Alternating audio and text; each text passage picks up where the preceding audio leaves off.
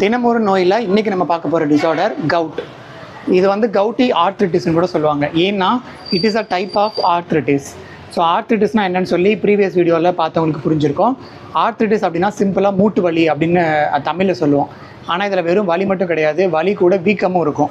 So inflammation, pain இதெல்லாமே இதோட characteristic. அப்புறம் அது கூட சேர்ந்து ரெட்னஸும் வந்து இருக்கும். ஸோ இதெல்லாம் வந்து ஆர்த்ரிட்டிஸ்ன்னு சொல்லுவோம். இந்த கவுட் அப்படிங்கிறது ருமேட்டாய்டு வந்து கொஞ்சம் டிஃப்ரெண்ட். அது ஏன் அப்படின்னா, இந்த கவுட்டுக்கு பார்த்திங்கன்னா ரீசன் என்ன அப்படின்னு பார்த்திங்கன்னா, நம்மளோட பிளட்டில் யூரிக் ஆசிட் அப்படிங்கிற ஒரு பொருளோட அளவு எக்ஸசிவாக இருந்துச்சு அப்படின்னா இந்த கவுட் வர்றதுக்கு நிறைய வாய்ப்பு இருக்குது. இந்த யூரிக் ஆசிடுங்கிறது பேசிக்கலி நம்ம பாடியில் நேச்சுரலாகவே உருவாக்கக்கூடிய ஒரு வேஸ்ட் ப்ராடக்ட். ஸோ வேஸ்டெல்லாம் யூஸ்வலாக பார்த்திங்கன்னா நம்மளோட கிட்னி வந்து எலிமினேட் பண்ணிடும். இப்போது யூரிக் ஆசிட் எங்கேருந்து உருவாகும் அப்படின்னா, பியூரின் அப்படிங்கிற ஒரு பொருள் இருக்குது. அந்த பியூரின் மெட்டபாலிசத்தோட எண்டு ப்ராடக்ட்டு ஒரு வேஸ்ட் ப்ராடக்ட் தான் யூரிக் ஆசிட். அந்த யூரிக் ஆசிட் வந்து நம்ம கிட்னிக்கு வரும்போது இட் வில் பி எலிமினேட்டட். இது நார்மலாக நடக்கிறது. ஆனால் சம்டைம்ஸ் சரியாக யூரிக் ஆசிட் எலிமினேட் ஆகிறனாலோ இல்லை நிறைய யூரிக் ஆசிட் ஃபார்ம் ஆனாலோ அந்த எக்ஸசிவாக இருக்கிறது என்ன ஆகும் அப்படின்னா கிறிஸ்டல்ஸாக மாறிடும். யூரேட் கிறிஸ்டல்ஸாக மாறி அது போய் ஜாயின்ஸில் போய் அங்கங்கே போய் படிஞ்சிரும்.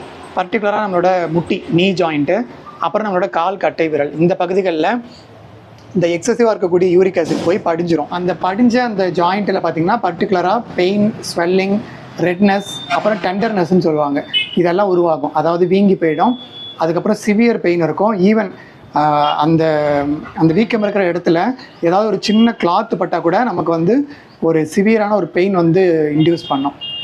இதுக்கு பேர் தான் டெண்டர்னஸ்ன்னு சொல்லுவாங்க. அப்புறம் இன்ஃப்ளமேஷன், வேறு சிவியர் பெயின் இருக்கும், அந்த இடம் வீங்கி இருக்கும். இதெல்லாம் வந்து இந்த கவுட் ஏற்படக்கூடிய இடங்களில் இருக்கக்கூடிய கேரக்டரிஸ்டிக்ஸ். ஸோ இதெல்லாம் வச்சு நம்ம கவுட் அப்படின்னு சொல்லலாம். இது ஏற்படுறதுக்கான ரீசன் வந்து யூரிக் ஆசிட் அதிகமாக ஃபார்ம் ஆகுறது, இல்லை சரியான அளவு எலிமினேட் ஆகாமல் பிளட்டில் யூரிக் ஆசிட் அதிகமாக இருந்தால் ஏற்படும்.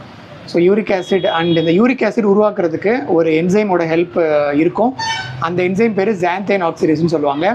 யூஸ்வலாக இந்த என்சைம் வந்து யூரிக் ஆசிடை உருவாக்கும். அதனால தான் அல்லோபூரினால்ங்கிற ஒரு ட்ரக்கு இந்த என்சைமை தடுக்கிறது மூலயமா கவுட்டில் ரொம்பவே முக்கியமான ஒரு ட்ரக்காக இருக்குது. இதே மாதிரி டுமாரோ இன்னொரு டிசீஸில் மீட் பண்ணுறேன்.